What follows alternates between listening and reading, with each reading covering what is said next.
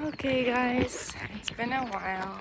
It's been a golden week period of holidays, and yeah. Oh, I'm glad I got this way because in the other way there, the nursery school kiddos there, and this is I think cabbage or broccoli. Not sure. That's a bit late, huh? Anyways, none of my business. Here they're preparing the land for rice, as you can see. They fill it up with water like that, and then there is this machine that puts the rice into certain distance from each other. It's like really, really nicely calculated. And wow. Well, yeah, it's May. Yeah, it makes sense. It's May already. Time to. Some people do it early and harvest early. Some people do it later and harvest later. But it's been the Golden Week. The Golden Week has a few days of holidays. It's never really a week, like 7 days. Although in 2019, I think it had just fell into like 10 days because they had to change the emperor decided to quit, and his firstborn son had to be the next one. So the coronation kind of thing. There was a ceremony and stuff like that. So they had to do it in May. I think they did it. So it fell in. We had 10 days of holidays. So my boys are always like, "Oh, I wish this year was 10 days." So I'm like, "Yeah, nah." I'm ready for them to go to school. It's a disaster. We had a friend coming over for sleepover one time. We had 2 barbecues outside, one in the evening, one the next day for lunch. And the rest of the time it was really rainy. And today's the only sunny day. Yesterday was rainy and muddy. And can you believe it? I let those two play in the mud. And so they got so muddy. They got so unbelievably muddy. And we took the videos and the pictures and all that with one of their older brothers.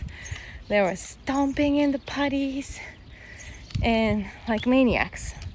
Don't even think about what was afterwards, the aftermath. Make no mistake, it was me. It was me cleaning everybody's clothes. I mean, I needed to use hot water and a lot of soap to pre-wash. To first of all get all the mud out, the sand and the mud, and then pre-wash.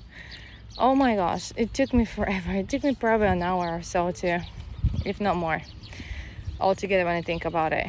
Shoes, socks, clothes.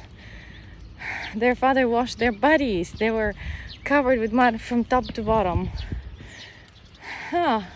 Good experience, I would say. When I was looking at them playing like that, I was just thinking in my head, yeah, you're gonna spend a good amount of time in the bathroom cleaning their stuff afterwards. And so I did. But it's okay, it's worth it because I wanted them to play in the mud. I just wanted them to. I never let the other 3 do that. But now I'm like, you know what? Let's do it. So today, I just wanted to talk to you guys about barbecues. And another thing, but it comes along with that, it's like the 2 topics are tied up together inevitably. One is barbecues, and the other one is being a foreigner in any kind of situation, really, and in any kind of place, being the foreigner. So I'm just gonna spill it out and then work it through. So this is what happens when we usually have barbecues. I mean, I've been here for 10, 11 years now, whatever. And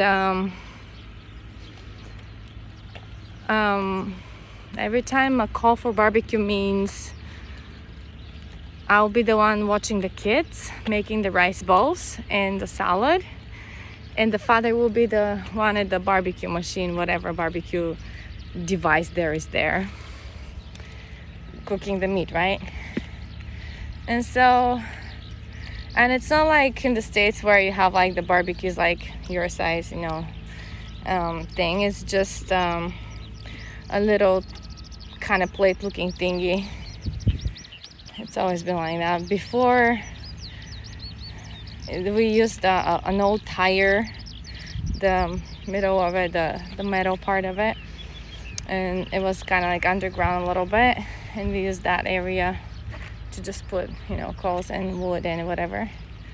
So it was a stationed, it was always there, barbecue. And we just bought the plate on top, you know, to put for cooking. Well, now there's like a kind of like a plate looking thingy with like 6 little legs, because now the garden's changed. But what I'm telling you, it's there. It doesn't matter the details how it looked like. It matters. What matters is it's always. I don't know, when you have kids in general as a mom, it's stressful to go anywhere and do anything, because you have to. And for many years we had the area where we did the barbecue would be pretty much rocks, but like big rocks, and you have to step up and step down, and then small rocks and grass and lots of trees. And it was like a typical Japanese garden, which is like it has like rocks that are lifted up, like it's like a rock in your garden. It's just there, and you don't know what it is for there, but it's there. And then there was like a rock made, multiple rocks put together to look like a lantern. Well, that one was getting really old, so he pushed it down. Their father pushed it down, and it disassembled into small rocks. So the oval rocks that were like really circly, kind of ovally, they would step on them and they would like use it as a kind of like a surfboard or like a skateboard. And lots of times they fell from it too. And there was this huge rock that they would climb on. It was not big enough for 2 people to climb on, but they would try to do it anyways. And I was just scared for their life all the time when they were outside in that garden. Now it's all flat and with grass that you have to mow eventually sometimes. And it hasn't grown to that height yet, but it's much better for the tweenies to play there. It's much safer, I would say. Oh, my baby girl, she's asleep. I love her. I love her. I love her. Little guy, when do you sleep, little guy? My grumpy. It's okay, Kala. It's okay. It's okay. It's okay, my sweetie. It's okay, my precious. It's okay, my gorgeous. It's okay, my gorgeous. Anyways, sorry about that. Barbecues are stressful for me. I mean, you probably, if you listen to my videos, you'll be like, well, gosh, everything is stressful for her. Well, yeah, it is. And I'll explain to you why it's always stressful for me, everything here. It's because I don't feel, bottom line, I don't feel comfortable. I don't feel myself. If I had a barbecue, which we had at my dad's place, for instance, at my dad's place, I feel home. I feel home. I can say whatever I want to say. I can do whatever I want to do. I feel home and I feel comfortable. I feel relaxed inside. I don't know how to explain that. And here is like, okay, let's see, what can I do not to make sure that those kids don't get hurt, they're alive at the end of it, and that everybody's fed. And over there at home, I'll be like, you know, I'll be more relaxed, and I don't know how to explain why, but that's how it is. And I would be like, oh, Dad, can you help me? Or let's feed them together, or something. Like my dad would joke around with them and he'll make them eat, you know, in a very funny way and things like that. And even though they're like trees and rocks and plants and whatever they're around, we were eating under a walnut tree. There was a hammock there. The kids loved it. They played with the mud, make mud cookies.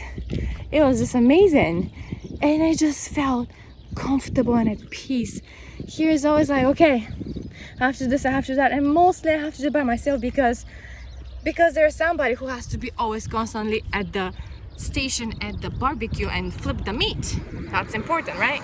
Otherwise the meat is gonna, so everything else, it's on me. And if we do it with the other house, which means the in-laws, you know, that would help a little bit. That would bring stuff too. That would watch the kids a little bit too. If we had friends over, it would be just, I wouldn't feel comfortable, relaxed, and sitting on a chair with my plate and with my Coke. I wouldn't be able to do that because they were small and they were all over the place, and they're boys, so they're everywhere. And yeah,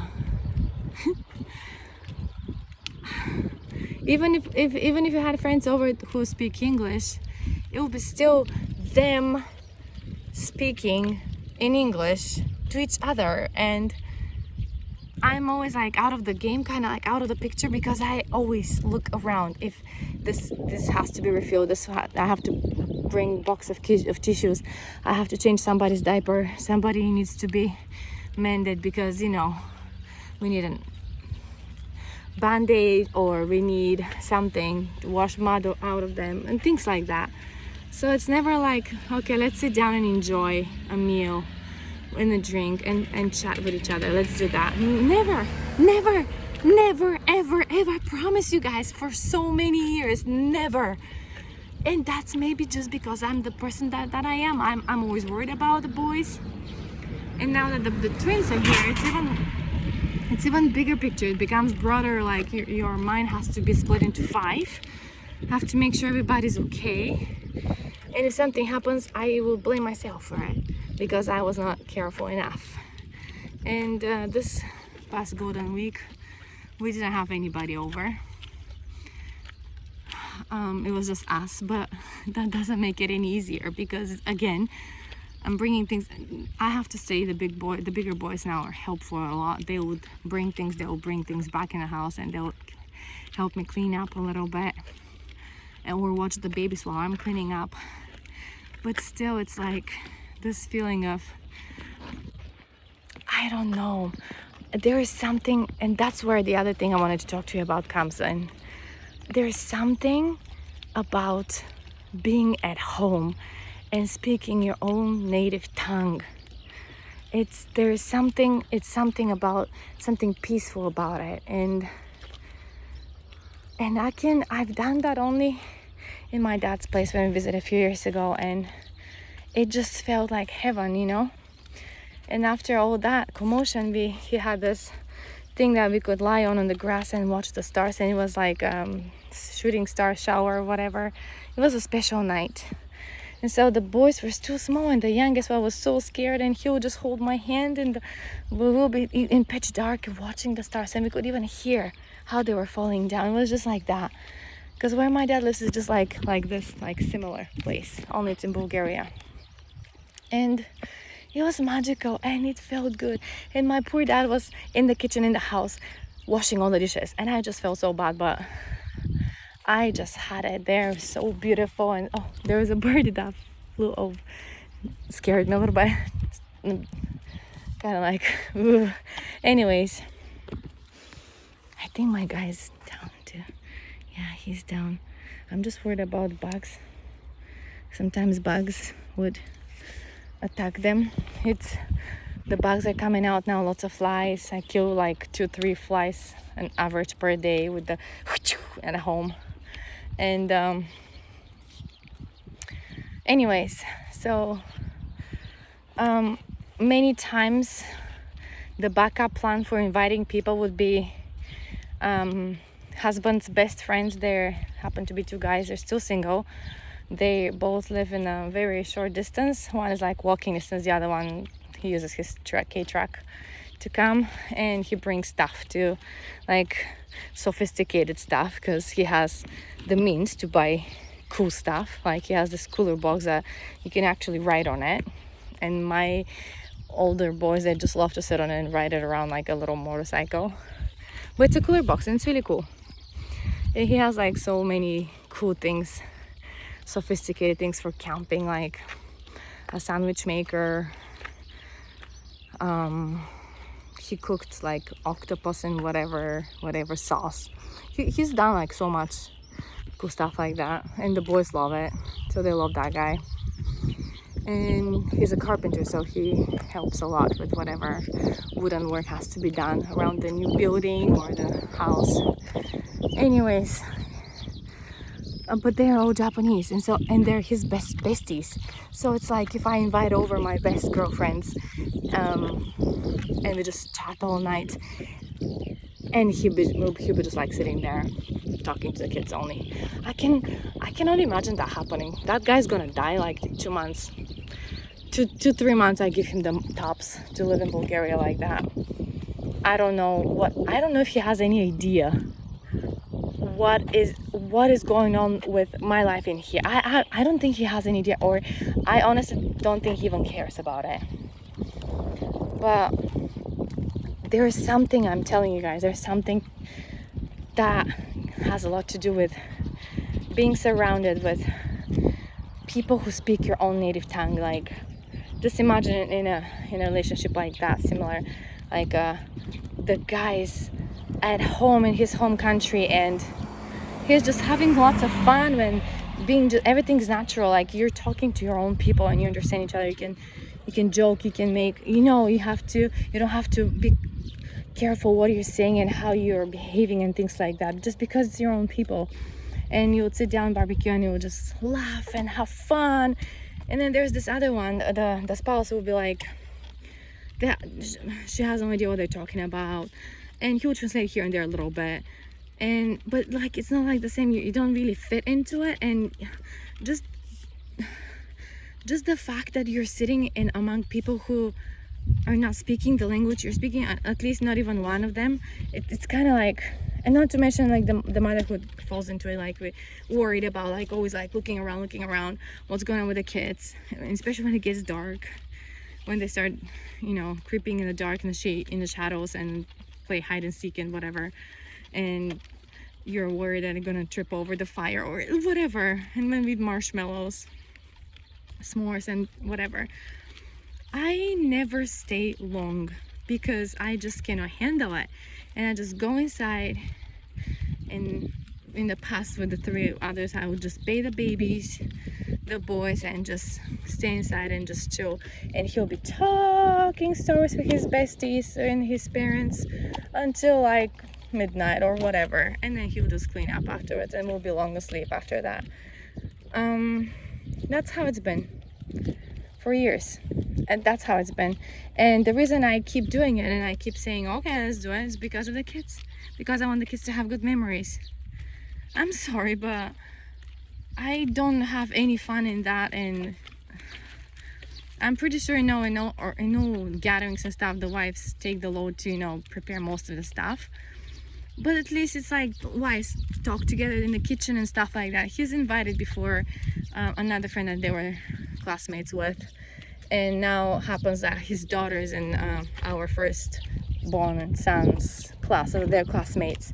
And so the mom and the dad would come, and they'll be nice, and they'll bring their own stuff and lots of rice bowls, and they'll bring drinks, and they'll I think they have 2 girls, I'm not sure. So they'll like play, the kids will play together, and then I cannot really connect with the mom because hello, she's Japanese and I'm not. And so yeah, I also, in that case, I just end up being in the house with the little ones, or when I didn't have the little ones, I just go by myself home and just stay there, watch TV or whatever, and wash dishes or whatever, yeah. Talk about having fun. Yeah, I would totally have fun if I were back home and I have friends there and I could just feel relaxed. It's deep down in your soul and your spirit. It doesn't matter how much effort you put to fit in. It never happens. It doesn't. It just doesn't. You could try. You could convince yourself that you're good at it, and it felt good. You could convince yourself that it was great party and great barbecue. But it's just this emptiness and loneliness feeling inside all the time, every time, and every single day, and just I see lots of people even here like bowing to me, saying good morning, and that's all I can do. Say good morning, and we talk about the weather, and we just pass. And they said how cute the babies are, and that's it. There is nobody to connect with, nobody to make relationship with. And another thing that just popped up a few days ago in my mind is a memory. I'll just end up with that. It's a memory of a story my mother-in-law told me long ago. I'm not even sure if I had my firstborn son out of my tummy. I think maybe I had even two. I'm not sure. So that means it was a long time ago. But like in the very beginning, still when I was still here, I was still like into the phase of, oh, Japan, I'll try my best, it's so wonderful here, I'll try my best, I'll be always behind my husband's back, I'll be the best I can, I'll try my best. I was like in that kind of mode back then still.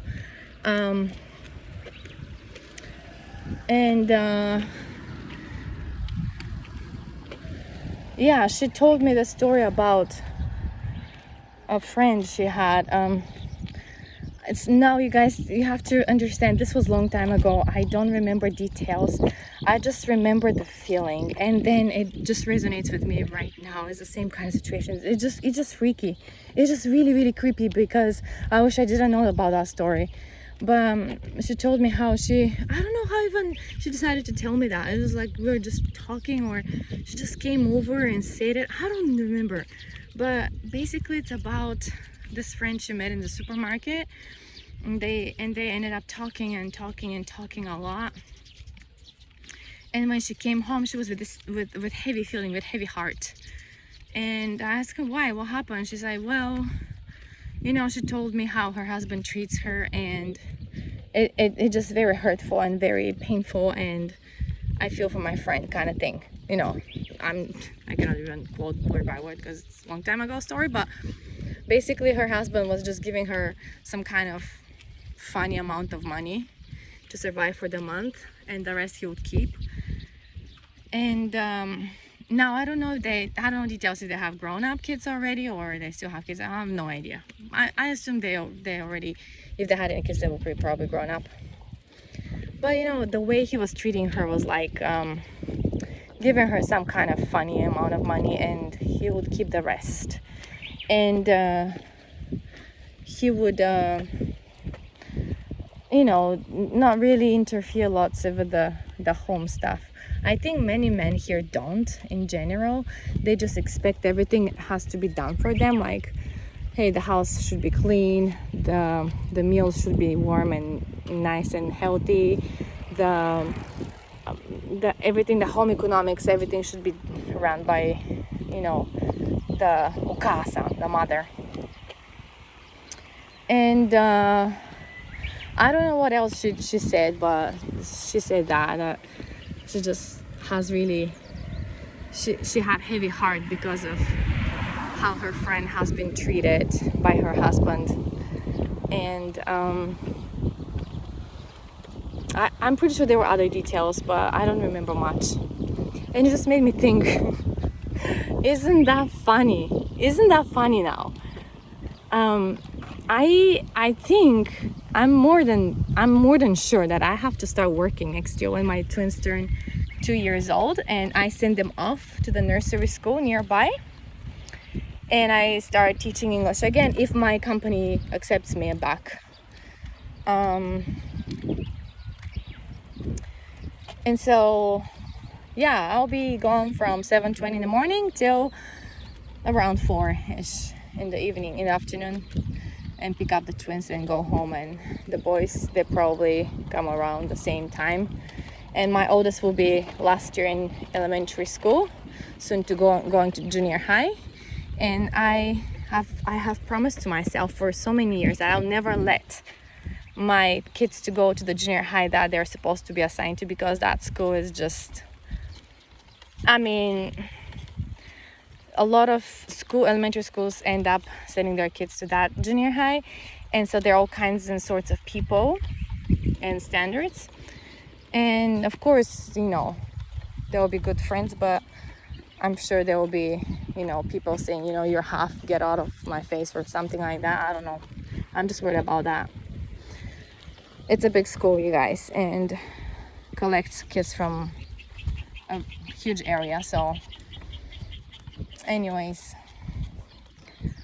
I don't know about that much, but all I know is I have to work, because I go yesterday to the mall. It was the last day of the Golden Week, and it was a very rainy day, so people cannot just stay home all the time. And there were lots of people in the mall, but the reason I went was because my boys, two of my boys, needed new shoes for school. The white, snow white shoes that they have to use to go from the house to the school, put them there in their shoe box, and put the indoor shoes. And then when they go outside to play during the recess, they have to put on their white shoes again to go outside and play in the sand. It's similar to this kind of sand. And after classes they have this PE kind of time, so they come home like after 4:30, like 4:30ish, because every day they have it. They let them take their energy out, which is good. I like that, because they're boys, they need energy out. But their shoes get worn out really quick, and even though they're still fitting them, they're holes in it underneath, and it's like in rainy days it's not good, because it's gonna get your socks wet, and not cool, man, not cool. And so I had to go and get them shoes. But when I go with them, they just want this and that and this and that. They get some snacks.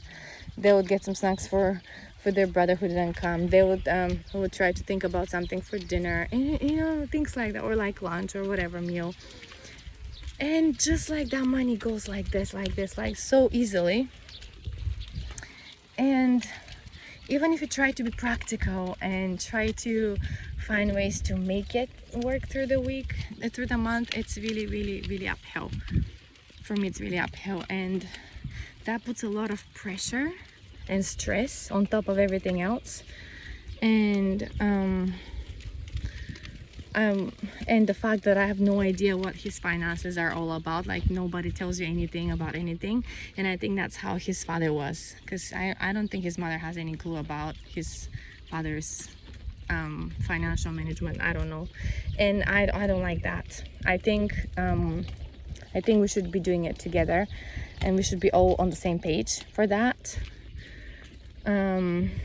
Because otherwise, for me, there is no way I can trust any of them. For that reason, like, I don't trust anybody. I don't know where his money go, like, besides the paying for the house utilities and stuff, and the boys going to piano and martial arts and things like that. Besides that, and the meager amount of money we receive for the month for groceries and diapers and stuff. I don't know,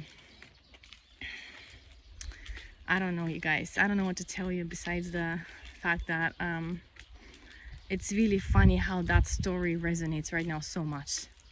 There's so much truth in it, and it's just funny how life cycle is like, some people go through it and then they hear it and you're like, oh gosh, I feel for her, and then you just find yourself in the same kind of situation, and it's just really sad. Look at that construction. That's for tomatoes. I mean, look at that. That's just beautiful. They made like a tent for the tomatoes so they can grow and produce a lot. It's amazing. Here they harvested onions, and because there was so much rain, the ditches are filled with water. And I don't know what those are, pumpkins or eggplants in the back too. Yeah, plants are growing. Have to check on my garden. But yeah, sorry, I just wanted to leave you with that. Basically, whatever you do, whatever you plan with your most significant one, make sure you plan ahead your life, man. I'm like, there is a reason why people came up with those printouts. What is it called? Like like you marry somebody and you have like this printout, like a both of them sign it up, and whatever, if something happens, what is it called? I don't forgot the term for it. I think they do it in the States, and in a lot of places in Europe they do it. There is a reason for those things, because I think deep down there the reason is money. It's always like the money corrupt people's hearts, and they start looking more towards things and money than actually working a relationship and people's feelings and things like that. So I know that's what ruined my parents' marriage, and there was no communication, I think, about financial situation at home. And even though they both were from the same country and the same language, and it would, naturally feel more comfortable and easy to talk about things, I guess they just kept busy with their work, and I didn't have much time to communicate at home. And we were little with my sister, so we kept them busy too. So I guess it was just like drifting away. And so yeah, it's sad, but I think it adds even more to if you live in a foreign place, and no matter how comfortable you feel after 10 years in that place, it's still a foreign place for you. I love those fields and those woods and stuff, but I also love those that I grew up where I grew up, that type of nature where I grew up, and the hikes we did with my dad in the weekends with my sister. I can't tell black to the white or white to the black. It's just, that's how it is. And so yeah, therefore those anxiety attacks come in. My heart sometimes skips a bit. Like I feel like sometimes this chest thing something's not right there. It's not funny. It's not funny, and it's not pleasant to endure. But I would do it for the sake of my kids as much as I can, and as much as I have life to live, I would live it for my kids. But other than that, I have lost all trust in people who appear to be so nice on the outside, and pretenders that are helpful and nice, but actually they don't give a crap about you. And I have to tell you, Japanese people are really good at it. They're really good at it. They just master that skill to do their minimum, and they're really good at ignoring people. They're really good at ignoring your existence and prefer their technologies and phones and TVs and whatever, rather than talking to you face to face, which in Europe we do that. Like, we talk. If we don't talk to each other, it's like we're dead. And so I try to encourage my kids to talk to me more, and to hug and to kiss. And so my babies now, they love to kiss. When they see their brothers, they kiss them, and the boys love it because it's really sweet. But there is nothing like that in here, and I'm just sick and tired of this pretending of everything is fine and great in here, and when it's not. And I'm not the only one saying that. It's just so many foreigners are saying the same thing, and I'm speaking for myself.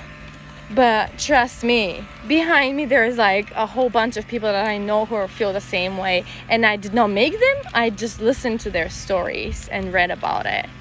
And so anyways, I'll let you guys have a wonderful end of the week, and hopefully have a great time as the weather goes better and warmer, and stay away from the corona.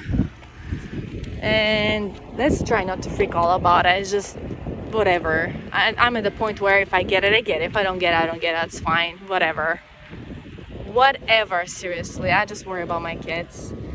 But that's what all moms do anyways. Alright guys, see you later. Bye.